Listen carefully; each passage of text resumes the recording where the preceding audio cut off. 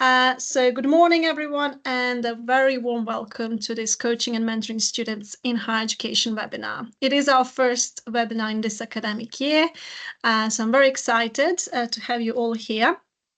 And this promises to be a very engaging and practice-focused conversation on how coaching and mentoring can transform the way we support students in higher education. Today, we are joined by the editors of this newly published book, Jenny Hillman, a senior manager and educational developer at the Open University, with a rich background as a historian, lecturer, and a student coach. Jenny is a senior fellow of the Higher Education Academy and Aldine Certified Leading Practitioner. Her current interests are in systemic coaching and the role it can play in organizational development. Dave Lochtie, Operations Manager at the Ancraft Trust at the University of Nottingham. It's a national safeguarding charity. He's also a co-chair of the Association for Peer Learning and Support and a former chair of UCAT, with extensive experience leading student services across UK and internationally. And Enya-Marie Clay, a coaching professional with a decade's experience in higher education, EDI, and outreach contexts, and a qualified careers leader with hands-on experience on managing a further education library. Enya previously worked as a personal learning advisor at the Open University, designing and facilitating coaching and mentoring for staff and students, and she brings a strong commitment to equity-based coaching and self-efficacy. I'm very excited to have you all here today. This book offers a very comprehensive and evidence-based guide for student support and learning development professionals, drawing on practitioner research, student feedback, and real-world case studies. It demonstrates how coaching and mentoring approaches can enhance learning, academic development, well-being, and belonging, particularly from students from marginalised and underrepresented groups, which is something we're going to be focusing on in today's session, putting a spotlight on two of the chapters, Chapter 4, Coaching and Mentoring for Well-being, and Chapter 7, Developing Coaching Skills in Student Support Practitioners. So without further ado, please join me in welcoming our speakers, Enya, Jenny, and Dave. Over to you. Thank you very much. What a wonderful introduction. I had thoughts of what I would say and you covered everything. Thank you very much. Sorry about that. Please, there's plenty you can still share by yourself. I'm sure you covered it much better than I could. But yes, thank you everyone for joining us today. We're hoping that this will be a really nice session. We'd like to keep it quite relaxed and informal. Please have discussion through the chat as we go through, and myself, Jenny and Dave will be keeping an eye on that as well, and we'll pick up any questions you might have at the end. As mentioned, we're here today talking about our recently published book, Coaching and Mentoring Students in Higher Education, and we'll talk a little bit around where that book came from, what inspired it, what we hope it will achieve, as well as doing a bit of a deeper dive into two chapters. So I'll hand over to Dave to get us started. Thank you, Elena, and thank you, Enya. So yes, the background to the book, Coaching and Mentoring Students in Higher Education, I think it's fair to say, and looking at the institutions and lots of people working at different institutions across the country and quite a range, it's been an interesting period in higher education and challenging in lots of different respects. So I guess a little bit of context as to where we came from in developing the book, because it took place over a few years. So we worked together, Jenny, myself and Enya, at the Open University, and we worked on a pilot project which was to trial targeted coaching and mentoring with minoritized students as part of the Institutional Access and Participation Plan. And the service that we worked on was called the Personal Learning Advice Service, or PLA as we might abbreviate to at different points. And it was set up as a pilot which took place between the years 2020 and 2024. There was a lot going on in the world around those times, so as I'm sure you're aware. So we began our recruitment towards at the end of 2020, 2021, and recruited a team of diverse coaching and mentoring practitioners. And I think that's kind of quite noteworthy, first of all, because of the anonymous recruitment practices that we went through.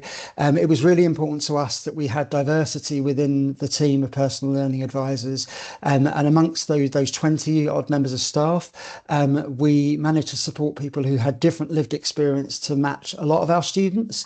And because we were working with students that were identified within the Access and Participation Plan, we were keen to ensure that we had diversity in terms of race, in terms of educational experience, in terms of neurodiversity, and various different demographic factors. So we recruited a team also that had a breadth of experience from lots of different sectors. There were some people that came from higher education and student services type roles, some who came from academic backgrounds, some who came from healthcare, and various different sectors, some which were more specialist kind of coach mentors, because I was quite passionate to get involved with the project because I didn't feel that coaching and mentoring had been explored in terms of student support as much as we felt that it could be. And it's really great to see with the network how now that's moved on a few years later. But where we were starting off, I think there was work still to be done, and we wanted very much the pilot project to be part of it. And over a period of 4 to 5 years, we made, you can see the stats on the screen, 66,777 individual offers of support, which were taken up on a little over 4,500 times. So you can see that engaging students was always a challenge for us, but the numbers that we were talking, we did engage a significant number of students, and many of those students would then return for subsequent support. So we found that some students would sign up to one-to-one support with a personal learning advisor and receive coaching and mentoring. Some students did workshops, and off the back of that, they got involved with one-to-ones or the other way around. So we were able to engage a large number of different students from across the institution. And the pilot closed in December 2024, but by that time, we'd have been awarded a Team of the Year award from the Association of Learning Developers in Higher Education, and a commendation from NEON in the 2024 awards for the contribution we made to our students and what we managed to do as a team. So throughout the pilot, we did longer and short-term collaborations with tutors, with academic colleagues and other student support teams focused on staff development in coaching and mentoring. It was really important to us that whilst it was a pilot project that was over a finite period, that we'd have a legacy from it. And that was a big part of what we did, because we wanted to embed the learning from what we found within the pilot in the organisation and beyond just the individuals that were involved with it. We saw the growth of a coaching culture across the institution with a number of initiatives, and they began to spring up feeling quite organic informally across several different units. And there were more established programs as well that developed during that period from, say, the Faculty of Arts and Social Sciences and within academic services as a central team. So we tried to capture that within the book that builds upon our experiences and experience of a few of our colleagues. Myself and Jenny were senior managers within the service, and Enya was a personal learning advisor. So it's both of our experiences that went into it as editors and several of the authors. But I feel like better than I can capture, I'll give some words from our students as to what they felt about the service. Hopefully you'll be able to hear some audio and you'll be able to see the video in a second. If there's any issues, let me know in the chat.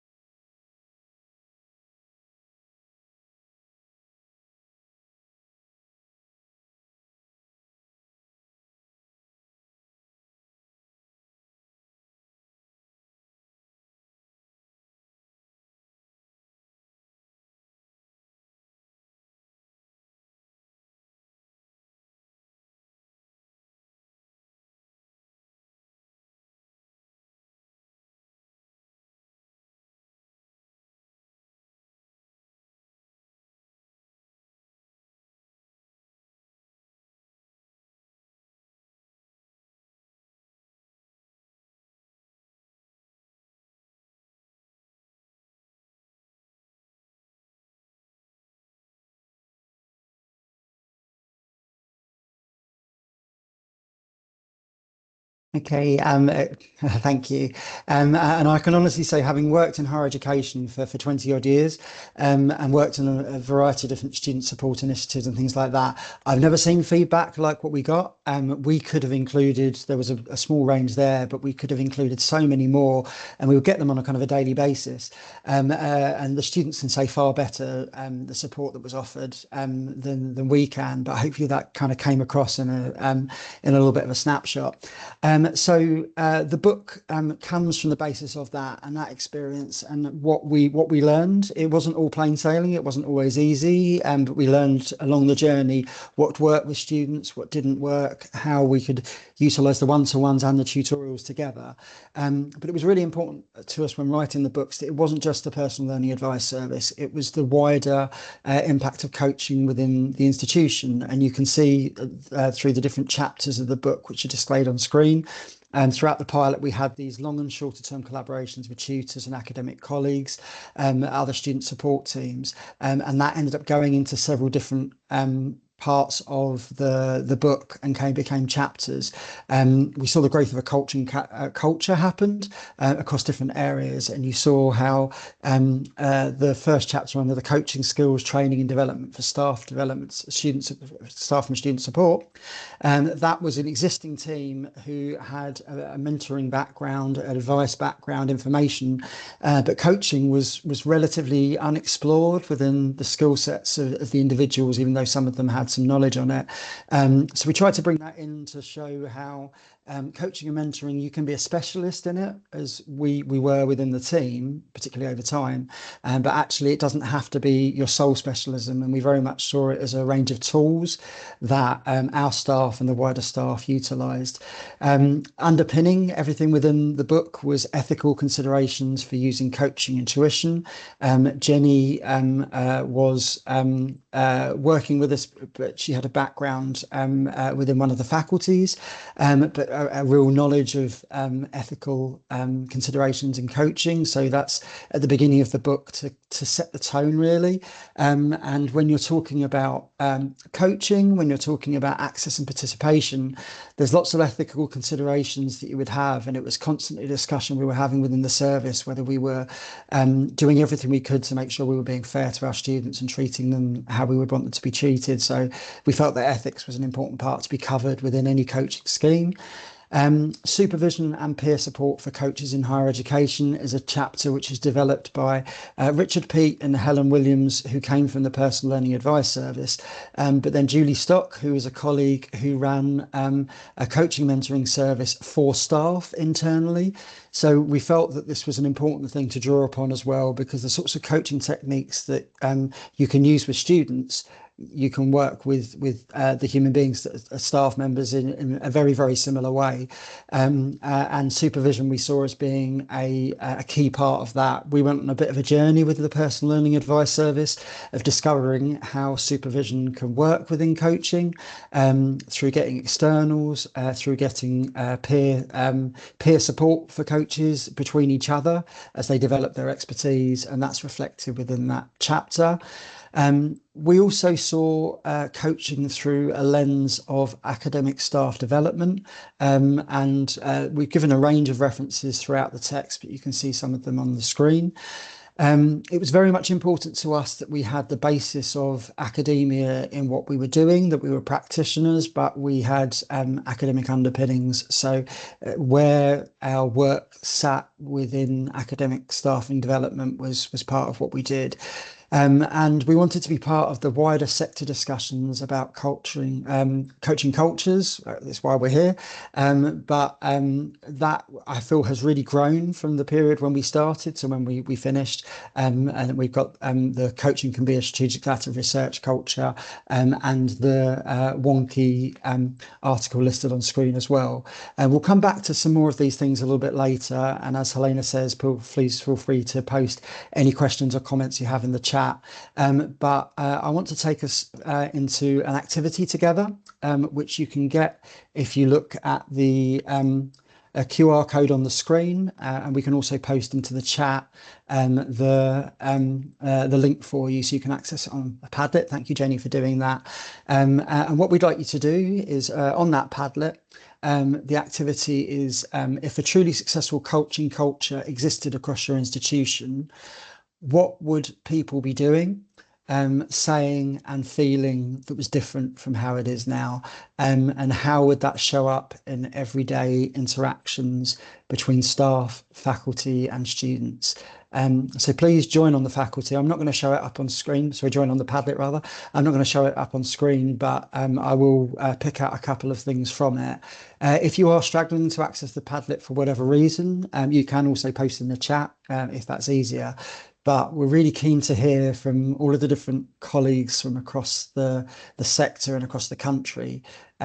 What would that coaching culture look like?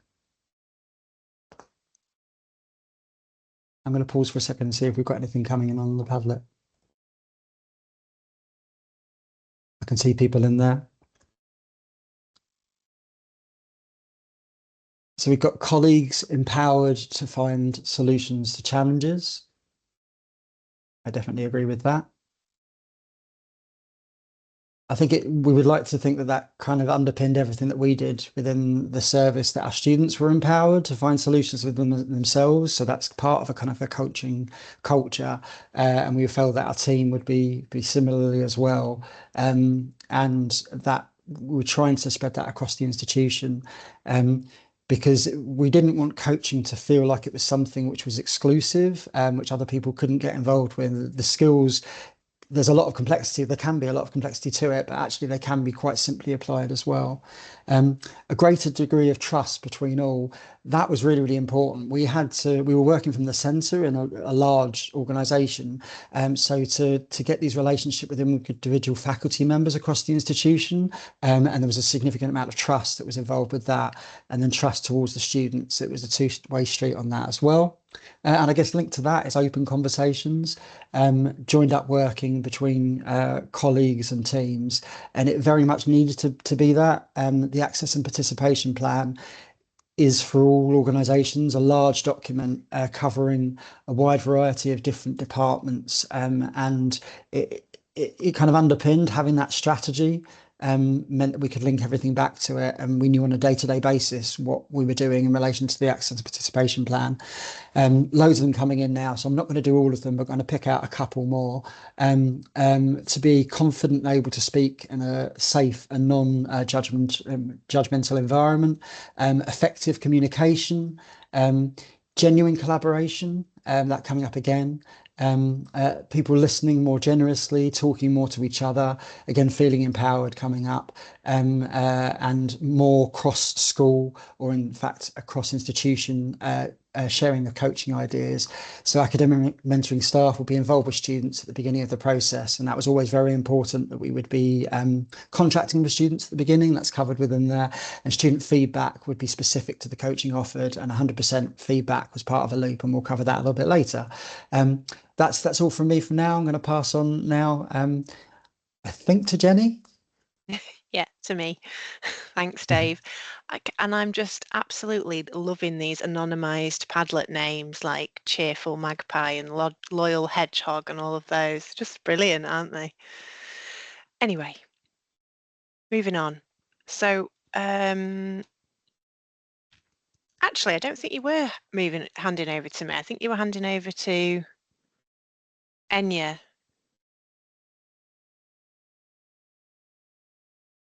No, you weren't. You were handing over back to yourself. Was it me? I'm sorry, that's my fault. I lost track of the numbers, but yeah, the content I'm fine with. I think it's stopped sharing. Let me start sharing again. Apologies for that, but I'll continue on. Yeah, thank you very much for sharing everything that you did on the Padlet. Hopefully we can get back up to where we were. Thank you very much. Our hopes and aspirations for the coaching and mentoring and HE volume that we were working on. We wanted to present the learning as a series of practical tips and recommendations for colleagues in the sector looking to implement coaching and mentoring as a mode of support. And it was really important that it was practical, because the individuals that we would be talking to would have such a wide variety of different backgrounds. So the fact that they could see from that they were it was something which could work for them in various different settings. And whilst I said that we had that academic background. We would consider ourselves maybe third space practitioners, that we would operate from a kind of an academic standpoint and a practitioner standpoint. It was very, very important to us that we would have that element of kind of pracademics, that it was underpinned by research and by theory, but it was very much practical and be able to implement things. The theory doesn't really make any sense unless it's having a real impact on individuals and with students. So it was very much underpinning in everything that we did, and we tried to encourage individuals to be involved within the book. It's edited by Jenny, Enya and myself, but the authors on the book, including Jenny and Enya, but also the wider teams within the Personal Learning Advice Service, and lots of those would consider themselves more practitioners than they might do academics. So we need to make sure that there were no barriers to their voices being heard, particularly from a diverse range of individuals. So we really hope that comes across within the book, that it is that practical element to it. But as we try and show you with these slides, that there is the academic underpinnings as well. And we wanted to make sure that we were supporting other providers who were looking at coaching and mentoring, because, as I say, we went on a bit of a journey. It wasn't a simple thing for us to do. It was limited funding for what we could do. But we learned a lot of lessons, and we want the sector in 2025 to be in a very different place from it was in 2020. And I think that's definitely the case. There's fresh challenges and different things for us to work on, but hopefully our lessons learned, particularly in the distance and hybrid learning, that we faced certain barriers for our students. The fact that they were never in a room together, they very rarely got to see each other on camera. So that was a big part of what our workshops were, that they got to do that. So we wanted to think about the book as something that can build upon those experiences, and then for us to create opportunities to reflect on our positionalities and think about that, how that affects coaching and mentoring conversations. I think that's a really important point to make, that you as an individual, you bring yourself to a coaching session to a certain degree, and even you try and be as neutral as much as possible. So understanding what that can be, what biases that might bring, is a really important part of the coaching process. So hopefully the reflection that goes throughout our book and the reflective activities give you an opportunity to think about that and think about who you are as a coach mentor, and how you utilize that, how you build upon that to work with students. Now I am handing over to Enya. Thanks, Dave. I'll try not to stop sharing the presentation this time. Lovely. So as Dave mentioned, we try to cover quite a bit in our book, and while the chapters can each be read as self-contained pieces, what we did is we had 3 sort of thematic sections, which I'll go through now while doing a bit of a whistle-stop tour of what each chapter looks at, just so you can get a flavour of some of the things that we covered in our work.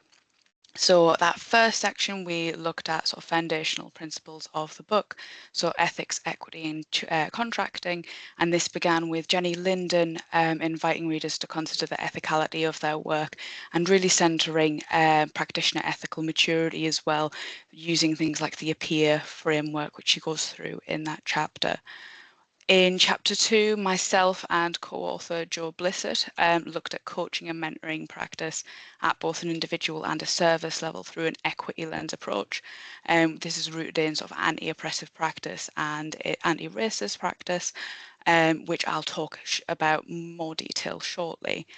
And that first initial section rounds off with chapter 3 with authors Chrissy Farley, Joshua Samuels Hilton and Emma Vance, who do an overview of contracting with students by looking at contracting through 3 different levels: professional, procedural and psychological, while also sharing best practice and learnings from how we applied that to our own work.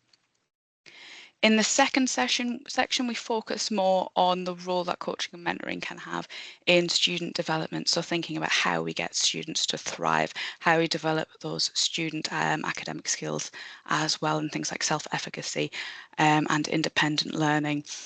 Starting that section, we have chapter 4 with authors Fariha Karim and Leanne Lindsay, where they look at the role coaching and mentoring has in supporting student mental health and well-being, which again is one of the areas we'll focus in later on in this session.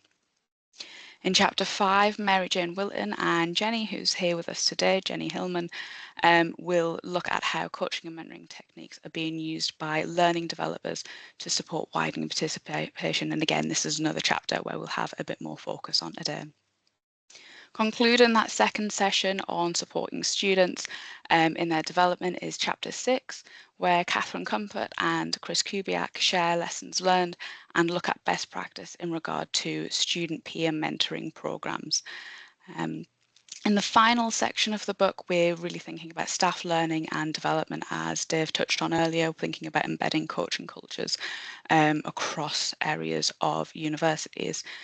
In chapter 7, starting this section off, authors Jane Dudney and Georgina Durley look at their experiences designing and implementing coaching skills training for staff in student support services, using some concrete examples there of how they trained their staff in various coaching techniques, the effects it had, the impact it had, and lessons learned from that as well as delving a little more into the literature around that.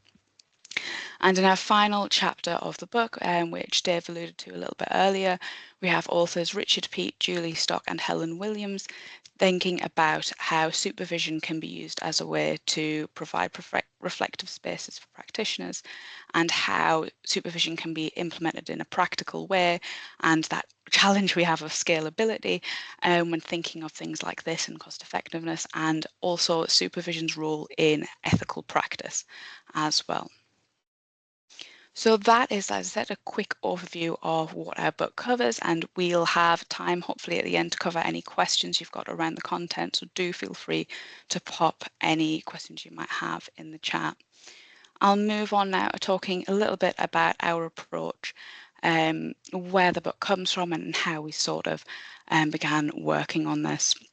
So central to what we did is using skills, competencies and techniques together from both coaching and mentoring.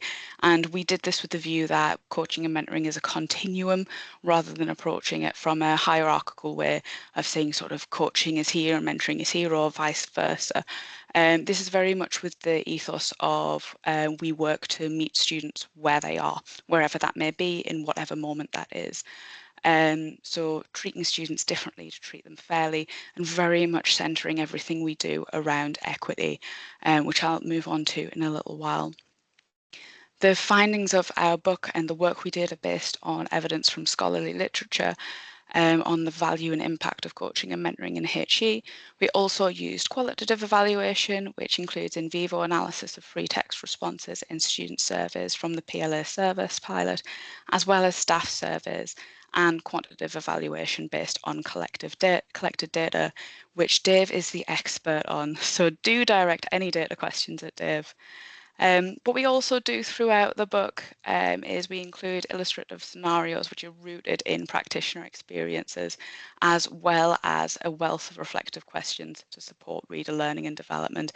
And these two things were really key for us when editing the book, because we wanted it to be accessible for a range of practitioners, no matter in what way you are using coaching and mentoring practices in the work that you do, but also wherever you are in that journey, whether you are a sort of early career or coming to this with less prior knowledge, or whether you are a specialist in coaching and or mentoring. So what we've done is we've used things like these reflective questions really to offer a challenge that will hopefully give value to anyone that does pick up the book that has an interest in these areas. So as I mentioned, I'll talk a little bit more about the coaching and mentoring equity lens. So this is the chapter I wrote with Joe Blissett, and the foundations of this chapter really began in 2021 when we sought to create a coaching and mentoring framework for the PLA service. In putting this framework together, we quickly realised that using a prescriptive set of tools wouldn't really work for what we were doing and what we wanted to achieve. That idea of we wanted to really capitalise on the flexibility we were able to offer. We also wanted to maximise the benefit of what we could do with the great strength of our team, which was their diversity, skills and experience. But also so we could really serve the unique and often very complex circumstances our students presented with. As Dave mentioned, the students at the Open University, it's a distance learning university, it's non-selective, and students are often doing lots of other things alongside their studies, or are coming to us with complex circumstances. So being able to be adaptive to what the student could bring on that particular day was a very, very important part of our skill set. And a phrase that we often used was getting comfortable with sitting with the uncomfortable, that uncertainty that comes with not being able to prepare for a session and having to trust yourself and your professional judgment and your professionalism to be able to do the best you can with what comes on that day and be the best you can for that student. So thinking about what sort of tools or what sort of approach we could make that would help practitioners sort of prepare a little for the unpreparable, we really wanted something that would challenge us to think and develop as our practice. So thinking outside of the sessions, what's that behind the scenes work we could do to be the best practitioners we could be. And to do that, we wanted something that was dynamic, practical and research informed as well. And most importantly for us, had that equity piece at its heart and was centralised completely on that. So to do this, we immersed ourselves in the existing literature and also critically looked at our own practice as individuals, as well as that of the wider team, having lots of conversations around what they thought our approach ought to be, how they prefer to work, and getting feedback from that and continually using these to adapt our own practice and think about what was working, what wasn't working, what fit that criteria of being dynamic and adaptable while also being research informed. In doing this, we discovered two critical things. First of all, we couldn't find an existing framework for coaching or mentoring that was built around equity. We did find things where equity was included or was included as a supplement, but we didn't find anything where equity was the central component of coaching and mentoring. Secondly, we also couldn't find an approach that reflected how we were working, using coaching and mentoring techniques on this continuum to meet students where they are rather than trying to move them towards one place or the other. And sort of having that fluidity and flexibility in the coaching and mentoring space to sort of use a pick and mix approach from coaching and mentoring. So what we did is to create something that allowed for this, and in doing so made the equity lens approach. And when I'm talking about the equity lens approach, what I'm really saying is it's a way of looking at individual and service level practice, as well as the systems and processes within which this practice is carried out. So it can be widely applied on a macro scale. It can also be used to really narrow down on individual practice. And what you can see in this image here on the PowerPoint is what the equity lens seeks to achieve through that text on the outside of the equity lens. So for example, things like championing social justice, building student belonging, as well as, you know, how we examine our own identity and positionality as practitioners. And really challenging ourselves to think about our power and privilege and identity, but also institutional power and privilege and identity, and thinking about how this showed up in different dynamics. So for instance, if we were doing group coaching or group workshops, thinking about what's going into the design of that workshop, who is not in the room when we're speaking of what that workshop should contain, and how we can bring more of these voices into the fore to make sure we were being as inclusive and anti-oppressive as possible. In the middle of that equity lens, you can see on the screen is a Venn diagram, and this just shows a structural example of how we applied it to our PLA service, the work we did. So by looking at the service in three sections, why we do what we do, and sort of the context and the research behind why the service exists and what we want to achieve with it, how we do it, so the tools we're using, the core competencies and skills, and that what we do as well. So thinking there about that coaching and mentoring continuum that I mentioned earlier.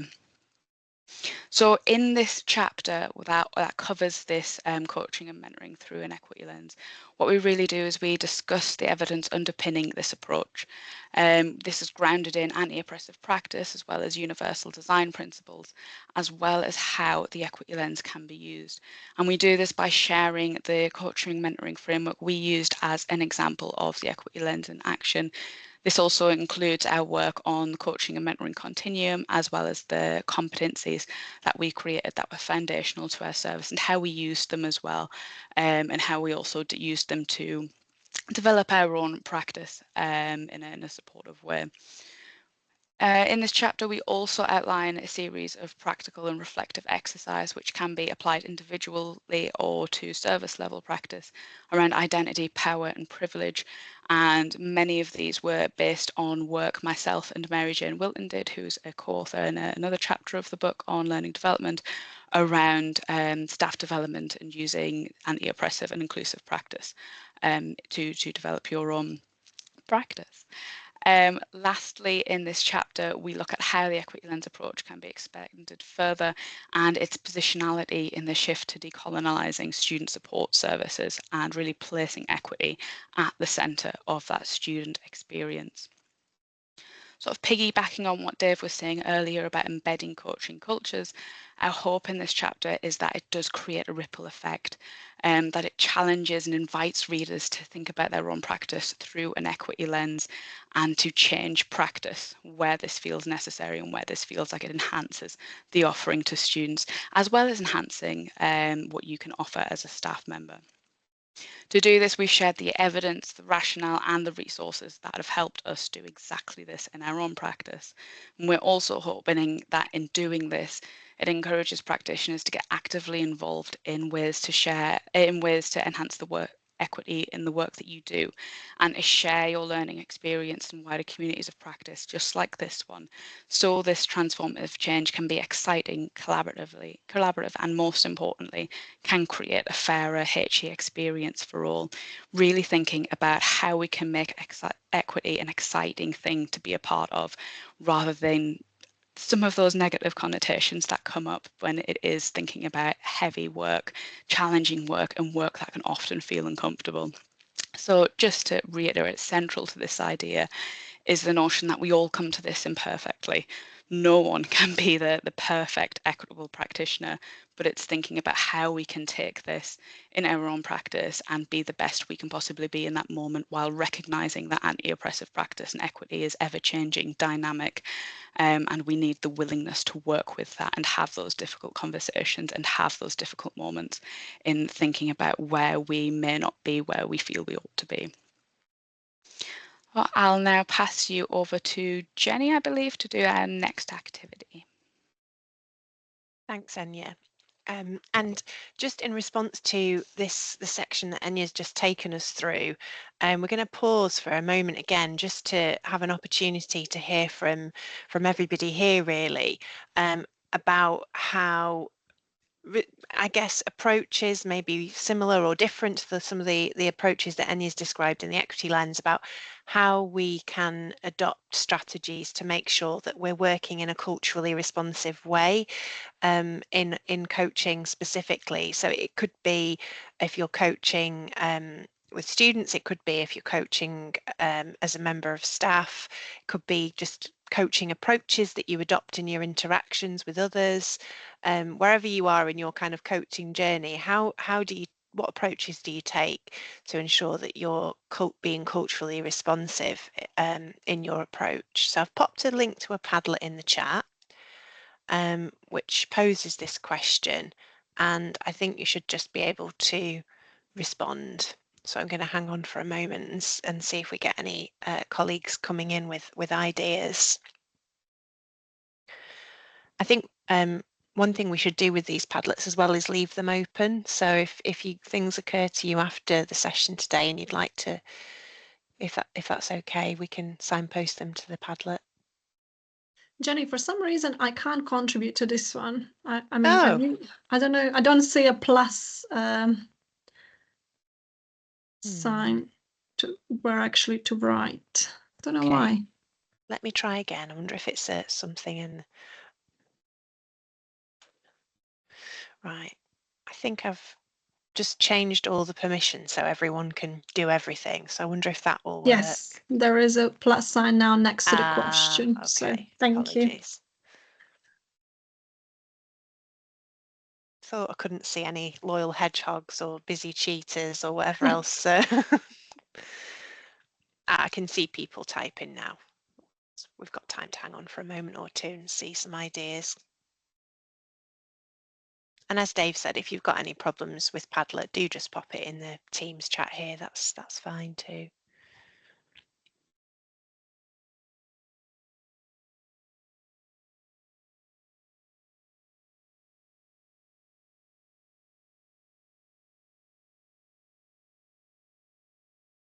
I think one of the things that just while we're waiting to see what people come up with is I am finding that I'm regularly coming back to some of the prompts in the Equity Lens chapter. It gives you some really helpful reflective questions as well. So I think it can be helpful. So we can see some things coming in, talking it over with colleagues. Absolutely. It's that kind of community of practice, isn't it? The important bit about talking to each other about the approaches that we're taking. Yeah, active listening, listening and staying curious, being honest about personal limitations, meeting people where they are, group supervision. Yeah, supervision's an important one. It can be important.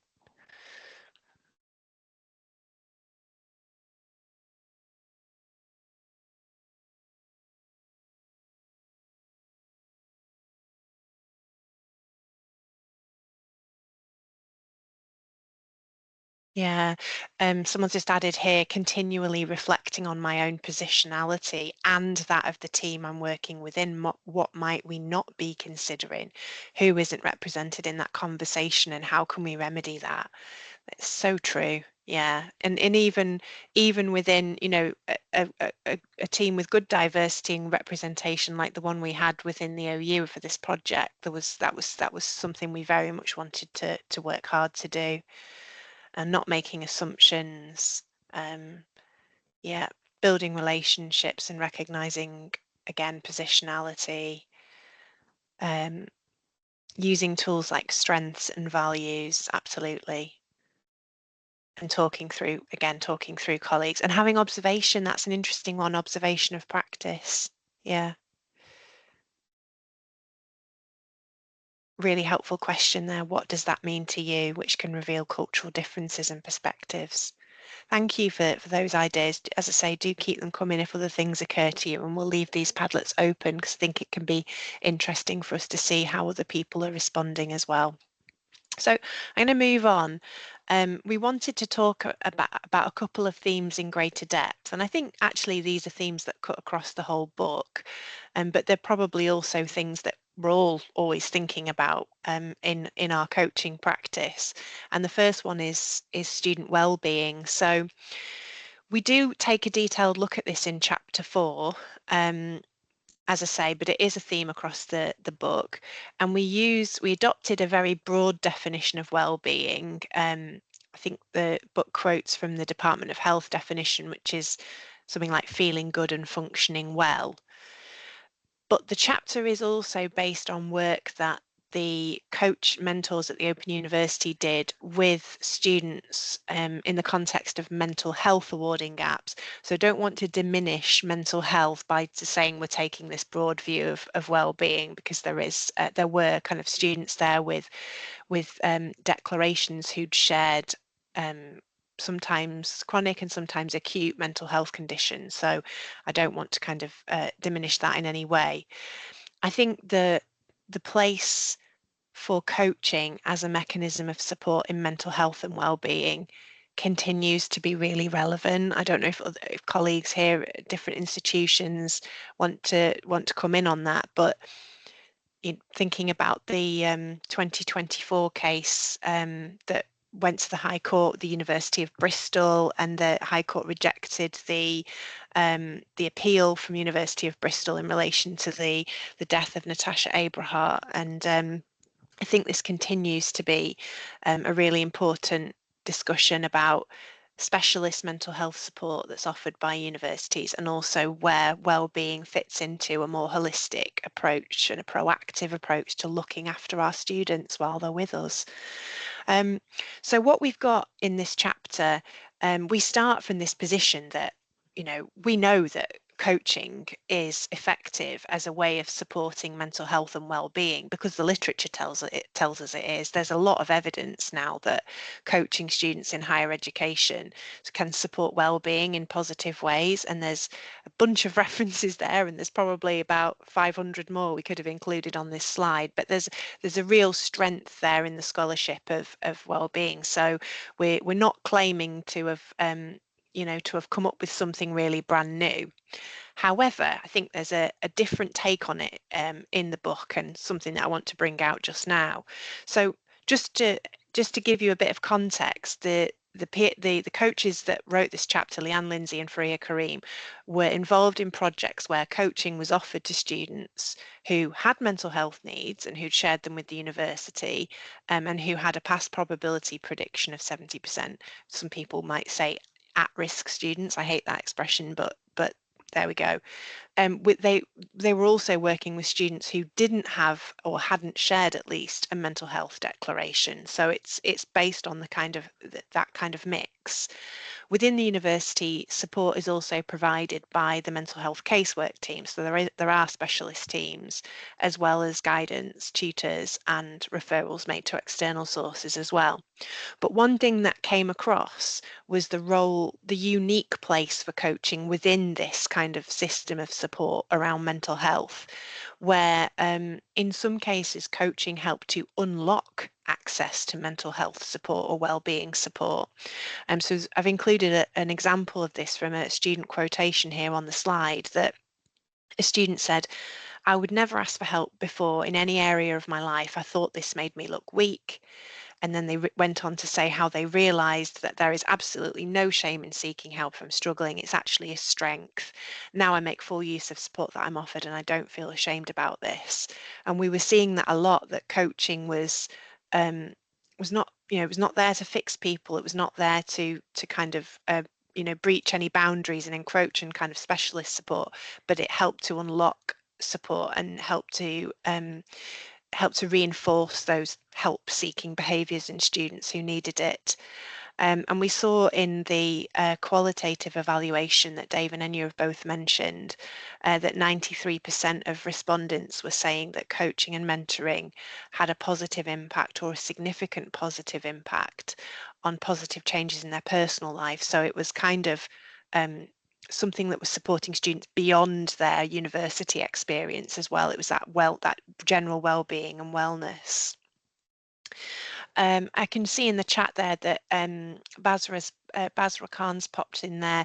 I definitely think coaching gives students the confidence to access further mental health support. That's really interesting, and I think Basra, please correct me if this is wrong, but I think maybe that's your background. I think you said earlier on that you're a well-being coach or mentor further up in the chat. Please do correct me if I'm wrong there. I'm a mental health and wellbeing advisor. We work quite closely with our university's coaching team. Great. And what we've noticed is the support that they gives when students then be passed to us guys in the mental health and wellbeing space. There's almost this confidence of, okay, yep, I know what I want to kind of approach. I know what I want to discuss. And I always say the coaching team is so underused, and I think their input's so valued within the university and the student experience. Yeah. Thank you for that. Thanks for sharing that. That's, I mean, it's great to hear, and it also resonates, I think, a lot with what we were seeing in some of the student feedback, and also in the kind of stories that we were hearing from practitioners. So just moving on then to look specifically at what we tried to do within this chapter. So we were taking this, I think, pretty well established body of literature that says coaching supports mental health and well-being, but looking at it in different ways. So it's important to say that the two authors of this chapter share from the outset in a really open way their kind of positionality. Fariha as a British-born Pakistani Muslim woman, and Leanne's as a British Black Caribbean woman, and they talk about that as practitioners and sort of consider their positionality there.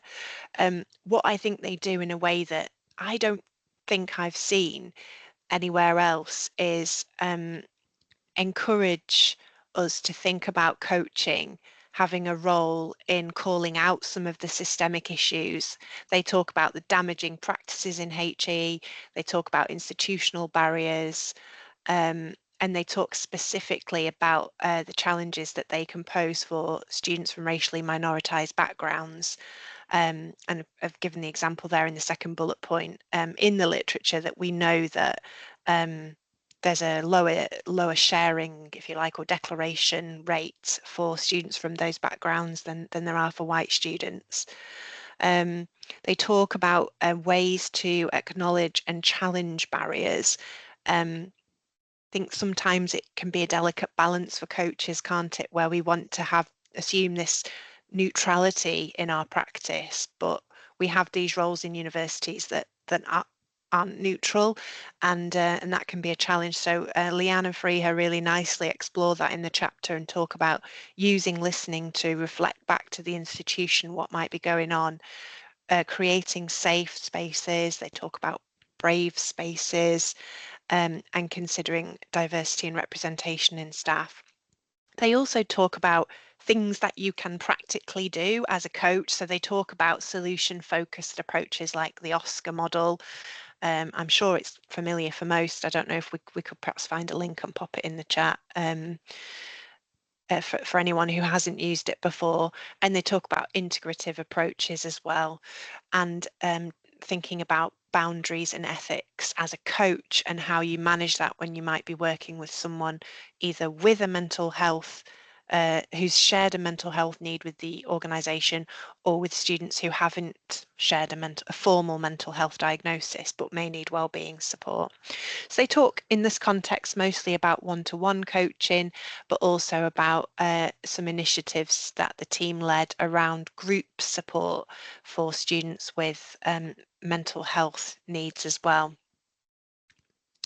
So I've got another Padlet here because we wanted to invite you all as colleagues interested in coaching and in the role coaching can play. I'm just going to double check the settings for this Padlet board before I do it. We wanted to invite you to think about what specific steps we can be taking to embed coaching into a whole university approach to support student wellbeing. And see what kind of things other colleagues might be trying, where coaching might fit in. We heard from Basra earlier about how that's working, how it's opening up support for students in a mental health service. So hopefully you can access that Padlet and write in it, but please let me know if not. It works, Jenny. Oh, good. Thank you. I can see typing going on.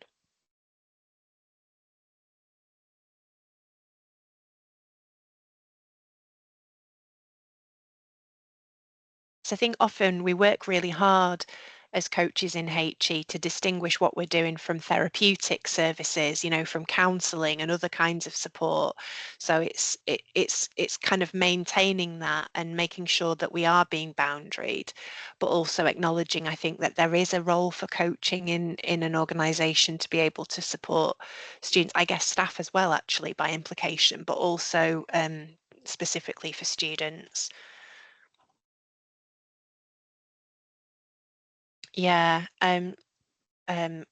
Whimsical Jackrabbit, I love that, has just said coaching approaches or a skill set for all student-facing services. Yeah, it doesn't have to be coaching, does it? It can be about those skills as well. Academic advising team, having a coaching skills workshop and using those. That's wonderful. Yes, ring fencing protected time and space for reflection and sharing best practice.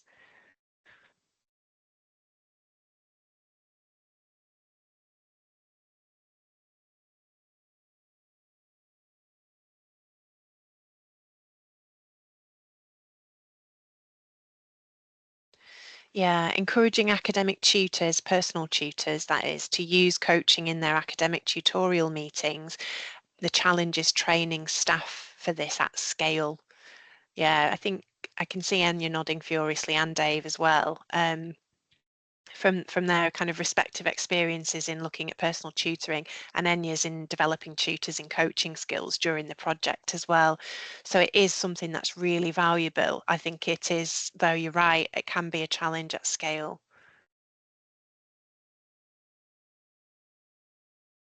Thank you to those who are shooting off to 11 a.m. meetings. We've really appreciated you being here. Thank you. And can see other ideas coming in here, starting up action learning sets. That's a lovely idea. Modelling it in interactions with colleagues, and absolutely more about training for staff. It's a really key, isn't it, if we're embedding this. Just having a look at comment in the chat here as well.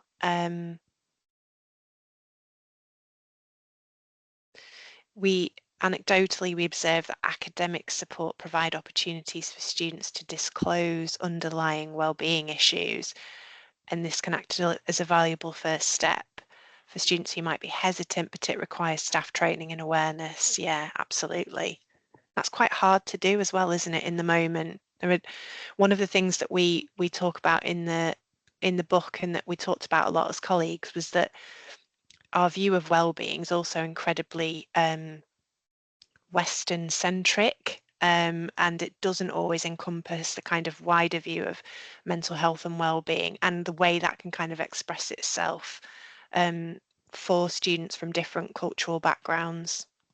Yeah, thank you for sharing these ideas. It's really interesting to see. I'm going to move on because of time, but just to have a look at another kind of theme, I guess, alongside well-being, closely related to well-being, is about academic skills, or learning development, as is our preferred term in the book, but how coaching can support students' academic skills and learning development. So this is looked at, I think, in a couple of chapters, initially in chapter 5, and then later in chapter 7, which looks at the development of student support staff. And what we look at in Mary Jane Wilton and I look at in chapter 5 is, again, how thinking about our role as coaches and thinking about our kind of ethical boundaries and our ethical codes of practice, how we might be able to use coaching approaches to strengthen learning development and academic skills development for students.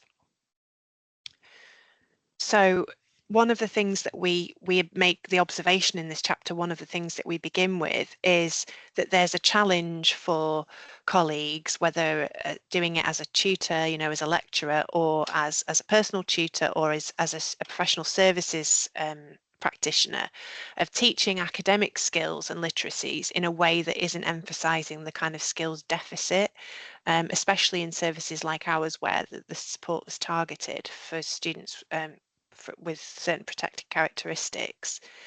And what we tried to do in this chapter is say that there's a place for coaching in learning development. We're not saying that all learning development should be coaching, or that coaching will always be the right approach, but that there's this kind of congruence, if you like, this kind of mission for learning development, which is to support students to learn the kind of ways of communicating and of working in university, but also be able to do that in a way that's not emphasizing any kind of deficit or suggesting any kind of deficit. So in this chapter, we take an approach which emphasizes strengths-based techniques, strengths-based coaching approaches to drawing upon skills that students already have from their kind of wider experiences. And we give examples. There's kind of outlines for workshops and one-to-ones, which show how strengths-based approaches could be adapted for workshop facilitation and for one-to-one discussions to really kind of harness students' experiences to be able to explore that. So we give an example for something like a reading and making notes workshop, a skills workshop that we offered to students, and how we used coaching to tap into the kinds of reading and note-taking they might be doing in their life, and how they could translate and map well into an academic context. I'm simplifying hugely there, but hopefully the context is helpful.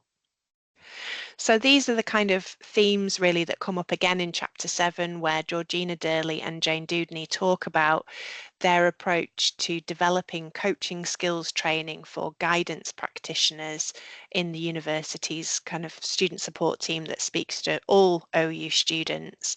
And they talk about managing that dynamic of using coaching skills, but not kind of trying to turn everybody into a coach and make every interaction about coaching. Just wanted to, before we kind of open up for hopefully for questions and discussion, just wanted to say a few thank yous really, and just mentioning that obviously we're talking about other people's work today, authors who aren't here with us today as editors. So thanking Mary Jane Wilton, Leanne Lindsay and Fariha Kareem specifically, but all of our contributors who shared their expertise in writing the book. We wanted to thank yourself, Elena, for inviting us, and also for being one of our readers at an fairly early stage in the draft, alongside Alicia Sisker, Catherine Hewitt, Paul Miles, and others. So we've had the support from our kind of colleagues and peers, and that's meant an awful lot. And we are donating royalties from this book to USET, which is a charitable foundation at the Open University that supports students in financial need, as a very small token of our appreciation for to students that we worked with over the years of the pilot, and for students who continue to work with student support at the Open University. And I think I'm handing over to you, Enya. Yes, thank you, Jenny. So what I'll just do, for those of us who are disappearing off, I'll do a quick thank you and then leave the floor open for questions. So if you do have any questions, please pop them in the chat, and myself, Jenny and Dave will pick them up. We've got plenty of time for discussion. The session isn't due to end for another 20 minutes or so. And I think it would be really good and interesting to pick up on some of those things that were coming through on the Padlet as well, if you want to cast your eye back over those. So thanks again for listening to our presentation today and having a think about some of the ideas we've introduced. To hear a little bit more about the book and some of the work underpinning it, we do have a podcast episode coming out today with Adventures in Advising, where myself, Jenny and Dave are in conversation with Matt Markle and Ryan Sheckle, and I checked at 8 AM this morning and it had been put up then, so I haven't listened to it yet. Hopefully it sounds very, very good. But yes, that's now available on the Adventures in Advising website, as well as on most major podcast platforms. If you do want to reach out to us separately from the session or talk further about anything we've brought up today, we're very contactable. I'll put all of this information in the chat in a second so you can save it if you wish to. I offer coaching and editing services at The Edit Coaching, and you can reach me by contacting theeditcws@gmail.com. And Jenny and Dave are contactable through LinkedIn, as well as their institutional email addresses. And they are also the people behind JHDL Consultancy. This was set up in 2023 and worked with a large university in the Northwest in a major review of its personal tutoring offer. So please do reach out to them if you're interested in talking about student services reviews and professional or academic development in relation to coaching, advising and personal tutoring. And they can be contacted at ghdlconsultancy@gmail.com. And I'll put all of that information in the chat and pin it just so it's there ready to serve. But if there are any questions, we would absolutely love to hear them, or if there's anything you'd like to pick up from any discussion points you'd like to pick up from the Padlets or anything else covered today. Thank you. That's wonderful. Thank you all so much. That was very rich. And I know you have a very comprehensive book to go through, so a lot of information to share. And thank you. I was privileged to read the early version, and I was struck with how deeply you went into the different topics such as ethics and staff development and self-awareness. So there's a lot here to cover. I will just allow people who are still with us on a call to ask questions while you still have time. Please do. Don't be scared to ask anything.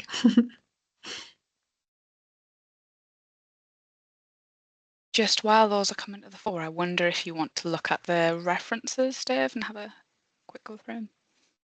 Yep, no problem at all. So just to let you know that these details are on the slide, and if anybody wants to access them, we've done a lot of publications which are linked directly to the PLA service that the team had contributed during our time working with the service.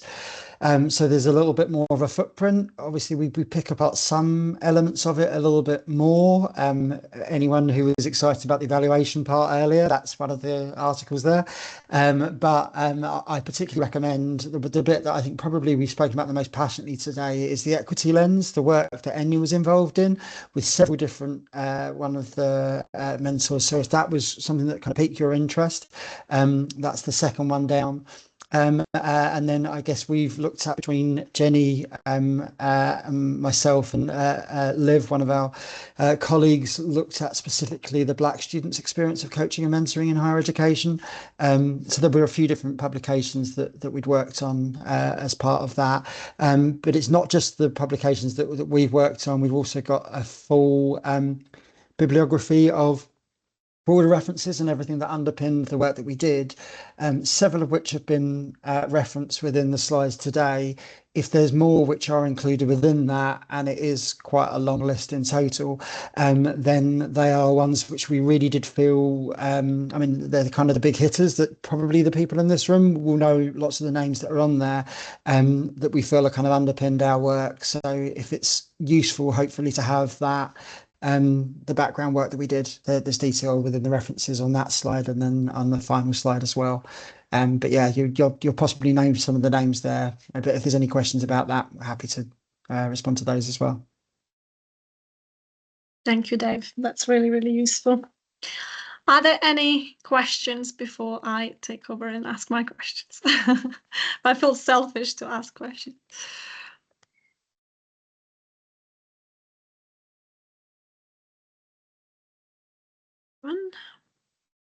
Okay, I will give you time to put them in the chat.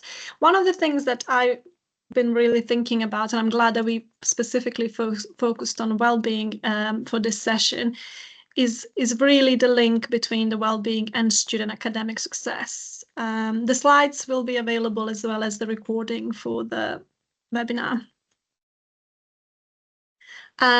So I think I found in your book that 25% of students surveyed felt confident to cope with studies before they received the support, which really for me is that I start thinking about that, how we can't separate the two, and often we have those well-being services sit centrally and as something to be accessed by those who need it. But ongoing everyday well-being to be able to succeed academically seems to be a very important topic at the moment. And I wonder, how do we position ourselves in classrooms in a way we teach that promotes and supports well-being? It's a big question, but it's something that I've been mulling over. And then I'll come to Runa's question in the chat.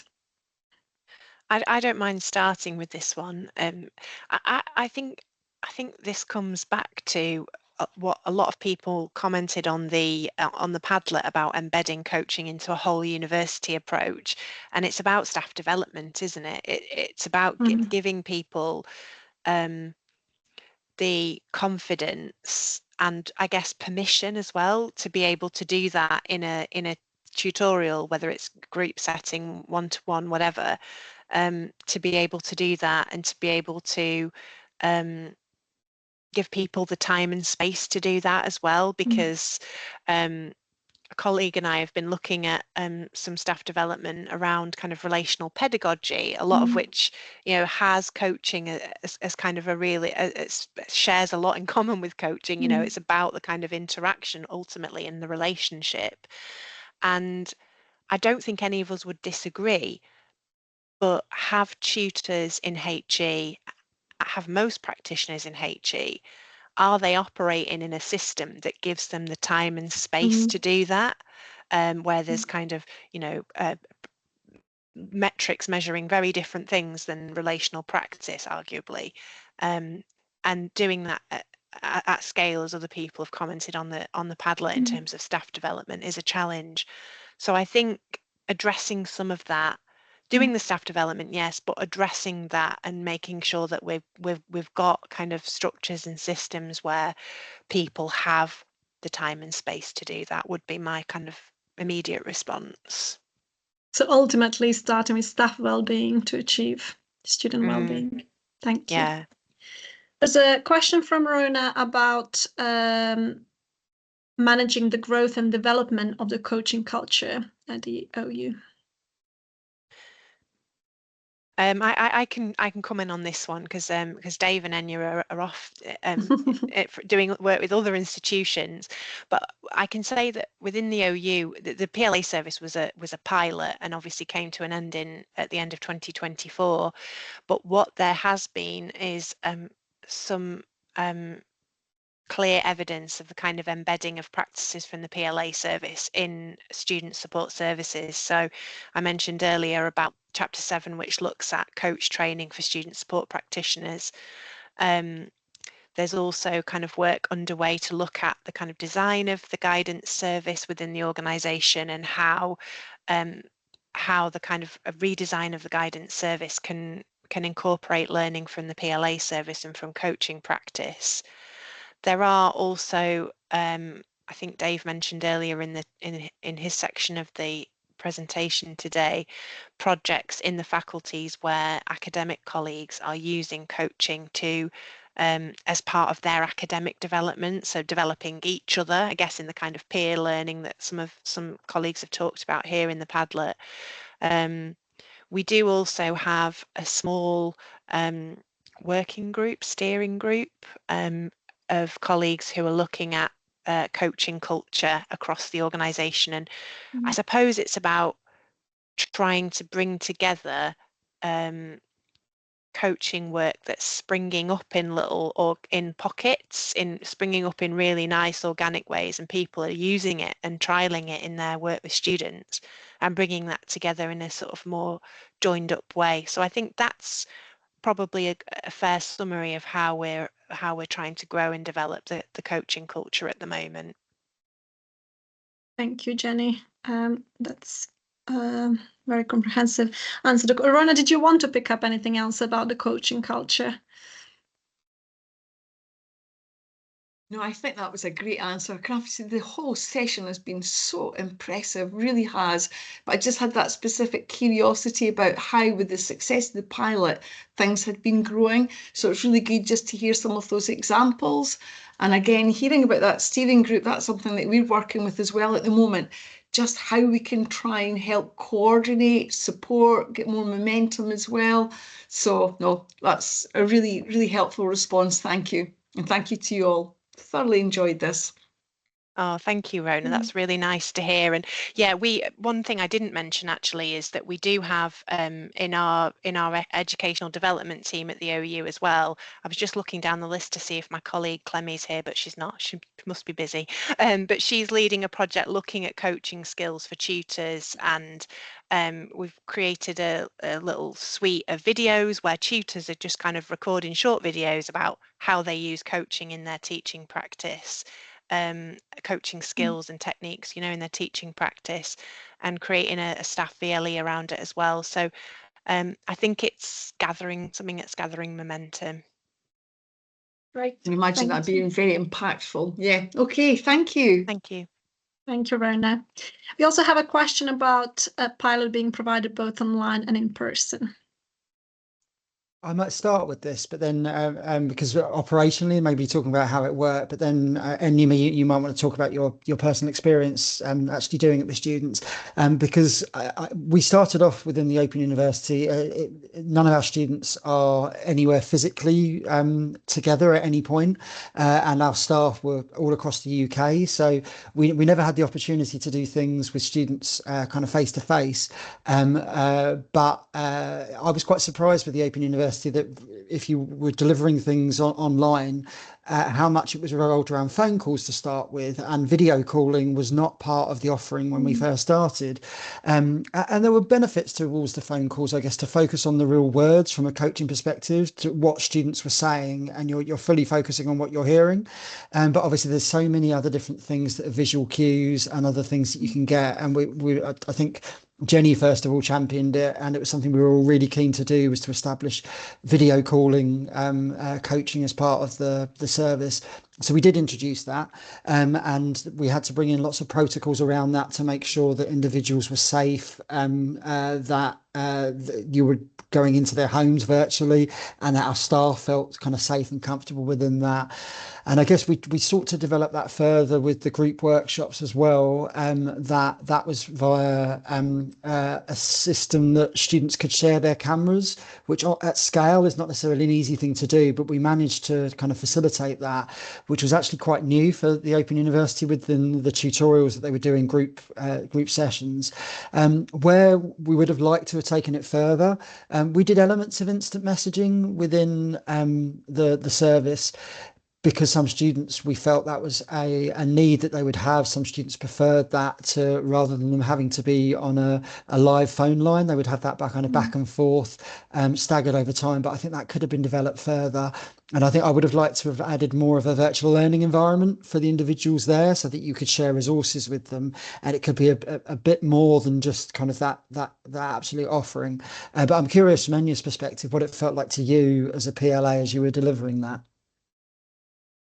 Yeah, thanks, Dave. And I think I'm particularly good PLA to ask about this. I've previously, before coming to the PLA service, I also did work with teenagers with behavioural problems who are at risk of failing academically, and that was voice only with a whiteboard screen interface. And there was something about not being face to face that was incredible for giving these teenagers space to have vulnerability. And that's something that I think also came across in the PLA service, at least in my experience, and particularly with the phone sessions, but also thinking about if a student doesn't want, if they've opted for a video call, but they don't want to use the camera that day, or they're something emotionally intense has came up in the session, and it's okay, let's take a space away from the camera. That was quite a useful tool to use. But the other side of that was, aside from the sort of vulnerability and the space that gives in the session for the student to have ownership of how much they are visible, let's say, and the power over their own presence. It's also very beneficial for accessibility. There are quite a few students who I think would not have been able to access the service in the same way, particularly not on the same scale or the same degree, had we not had the option for phone or video, or in some cases email or live chat. Myself and one of the co-authors on the supervision chapter, Richard Peat, developed some email guidelines for the team around different models they could use to support these conversations, so that we were giving considerations to sort of how do you think about safeguarding when you're talking to a vulnerable individual by email, and you're thinking about, okay, what's an appropriate response time to this? How do I ring fence the session so there's boundaries for both me as a practitioner, but also for the students, so they're not expecting a sort of response outside of the coaching and mentoring space. But coming back to the accessibility point with video and audio, some great things, some great examples, some sessions as work I did, students came to mind. I've had students that were had significant mobility issues, were bedbound, so a telephone conversation made it more accessible for them to talk about their studies. And other things that come to mind is I've worked with students with young children around, and being able to say, okay, camera off, you can go and tend to your little one whenever you need to. If this is the way you can show up and access this support and access this space, this is what we'll do. And thinking, if you look at the contracting chapter that we talk about in chapter 3, it's all about getting quite creative for that contracting. I know that if there's a student there with 2 toddlers, they're not going to be 100% in the coaching space, and I don't expect them to be. But how can we work with that so they can still get some value from it? So it's things like that. I've had students who've taken their coaching sessions on walks because that helps them be sort of less in their own head, let's say, and helps them with more transparency and that vulnerability piece I mentioned earlier. I've also had students do coaching by email because the only time they get to study is 4 a.m. When they've came off their night shift. So it's these sorts of things where, yes, there's certainly disadvantages to not having that in-person capacity, but there's also advantages to that, which I think sometimes are overlooked in that value of the in-person space.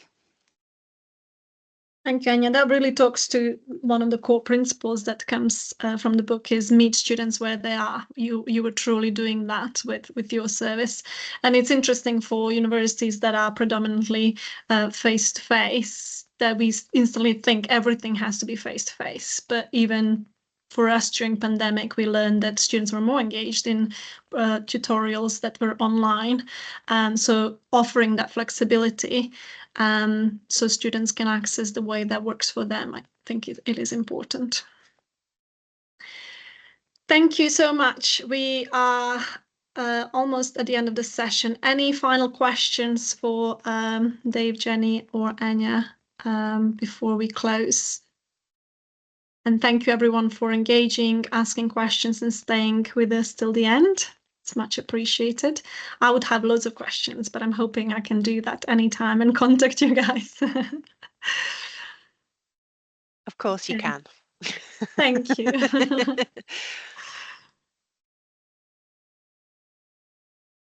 Thank you, Basra. Okay. If there's no more questions, what is left is for me to thank you, all of you, for being here. But thank you to Dave, Jenny, and Enya particularly, because I was very, very excited for this session. Having read the book before, I knew that there was a lot we can discuss and learn from you. And I hope this is not the only session we have with you. I hope we can do some follow-up and go deeper into some of the chapters and practices you mentioned today. So thank you again, and wishing you a great rest of your Monday. Thank you. Thanks, everyone. Thank you. Thanks very much. Great session. Thank you. Bye. Thank you. Bye-bye. Thank you. Bye-bye. Bye-bye. Thank you. Thank you. Bye-bye.